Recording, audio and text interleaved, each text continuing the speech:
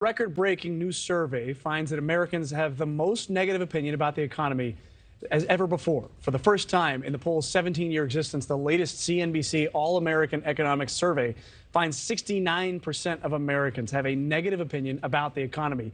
And this comes as the U.S. has been struggling with soaring inflation rates, with two-thirds of Americans saying they believe we are already in a recession or we are headed for a recession. I want to bring in a panel to discuss. A couple of economic experts here with me now. Stephen Moore is a distinguished fellow in economics at the Heritage Foundation, and Dan Geltrude is an accounting and finance professor at Montclair State University.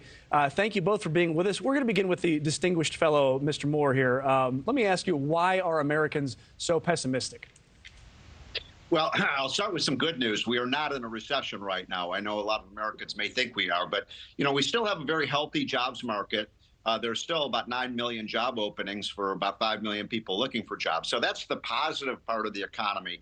The negative part, but I think Americans see that there's something fundamentally wrong with what's happening with our economy, especially the massive trillions and trillions of dollars that we've been spending and borrowing in Washington. And, you can connect the dots between the massive spending spree we've seen over the last couple of years with $6 trillion of new spending above what we normally spend, and the higher inflation, because when the government spent all that money, it caused inflation to go out of control.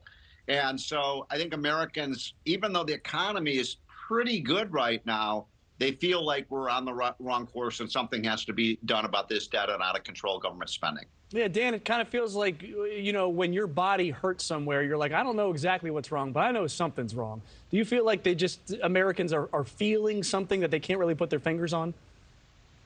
I always say that economists can provide great statistical information and charts and everything else, but you know what? That is actually meaningless to most people. What they focus in on is how they feel. So the economy is a lot about emotion. So when we're seeing these statistics with how unhappy people are, it doesn't matter what's going on that may be good in the economy. People are feeling the pain and they're pessimistic.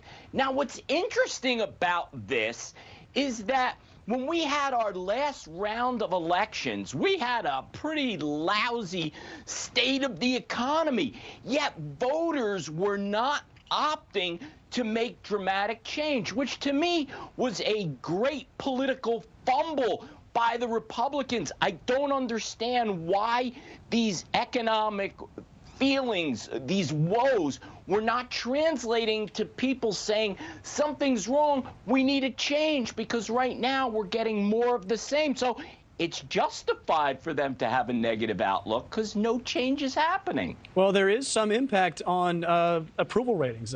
President Biden, he's seeing some losses in his approval ratings.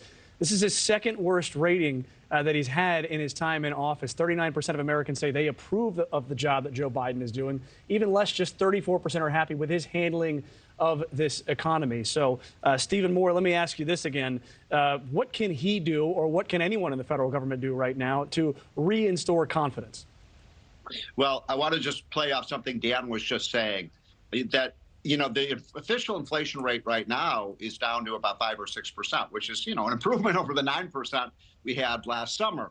But when I do programs like this, and I say, oh, we have a 5 or 6% inflation rate, and then when I'm out on the street talking to people, they get angry at me. And they say, what are you talking about? My inflation rate isn't 5 or 6%. I am paying more for rental car. I'm paying more for groceries. I'm paying more to go out for dinner. Paying more for airline tickets. So I don't think people really believe that these statistics, in other words, this isn't what they're actually feeling in their own budget. Because computer prices are down, but the rental costs, the energy costs, those things are up a lot. I happen to believe the most important thing for this country in terms of getting our economy straightened out is to bring government spending down very dramatically. And that's why this budget fight that you all were just talking about is so important, that we get a deal with Joe Biden that starts to really take a chainsaw to this out-of-control budget. We will see if the discussion over the debt ceiling makes that happen. Stephen Moore and Dan Geltrude, thank you so much for joining us.